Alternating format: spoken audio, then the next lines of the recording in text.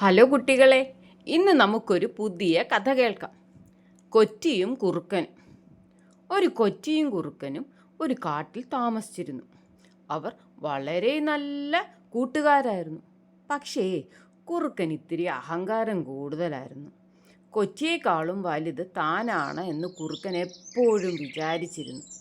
അതുകൊണ്ട് കുറുക്കൻ ഇടയ്ക്കിടയ്ക്ക് കൊറ്റിക്കിട്ട് പണി കൊടുക്കും. അങ്ങനെ ഇരിക്കുമ്പോൾ കുറുക്കന് കൊറ്റിയെ ഒന്ന് പറ്റിക്കണമെന്ന് തോന്നി.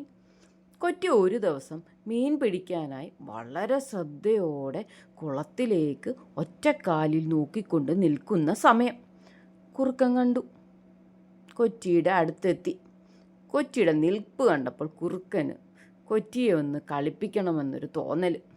ഇവൻ എന്തൊരു മീൻ കൊതിയനാ, ഇവനെ ഒന്ന് പറ്റിച്ചിട്ട് തന്നെ കാര്യം, കുറുക്കൻ ഓർത്തു. പതുക്കെ കൊറ്റിയുടെ അടുത്ത് എന്നിട്ട് അവനെ തട്ടി വിളിച്ചു. കൊറ്റി ഞെട്ടിപ്പോയി. കൊറ്റിക്ക് ദേഷ്യം വന്നു.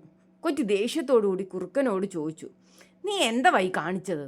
ഈ മീനിനെ കൊത്താൻ ഉന്നം പിടിച്ചിരിക്കുമ്പോഴാണോ നീ വന്ന് വിളിച്ച് ആകെ പേടിപ്പിച്ചത്? ഷോ, ആ മീൻ പോയി. കുറുക്കൻ ചിരി അടക്കിക്കൊണ്ട് പറഞ്ഞു, ഞാനും അതിന് തന്നെയാണ് വിളിച്ചത്. നിനക്ക് എൻ്റെ വീട്ടിൽ ഞാൻ ഊണ് റെഡിയാക്കിയിട്ടുണ്ട്. മീൻകറിയും കൂട്ടി നല്ല ഊണ് തരാം, വന്നാലോ? കൊറ്റിക്ക് ആകെ സന്തോഷമായി. അവിടെ ചെന്നു. അപ്പോഴാണ് കാണുന്നത് ഊണ് വിളമ്പി വെച്ചിരിക്കുന്നത് പരന്ന പാത്രത്തിൽ.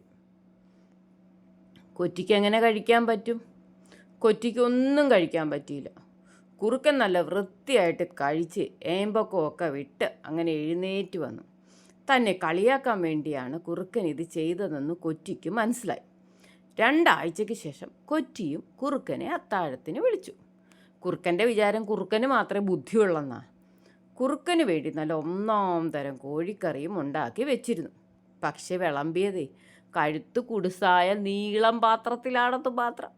ഒരു കഷ്ണം പോലും തലയിട്ടെടുക്കാൻ കുറുക്കന് കഴിഞ്ഞില്ല. കൊറ്റി ആഹാരം കഴിക്കുന്നതും നോക്കി കൊതി പൂണ്ട് കുറുക്കൻ ഇരുന്നു. അപ്പം കുറുക്കൻ ആഹാരം കഴിക്കാൻ പറ്റുമോ? ഇല്ല. കൊറ്റിയെ പറ്റിച്ചതുപോലെ തന്നെ കുറുക്കനെ കൊറ്റിയും പറ്റിച്ചു. അപ്പം നാം എന്ത് ചെയ്യണം? ഇതിൽ നിന്ന് നാം എന്താ മനസ്സിലാക്കേണ്ടത്? നാം ആരെയും ആവശ്യമില്ലാതെ കളിയാക്കരുത്. അത് നമുക്ക് പാരയായിട്ട് മാറും.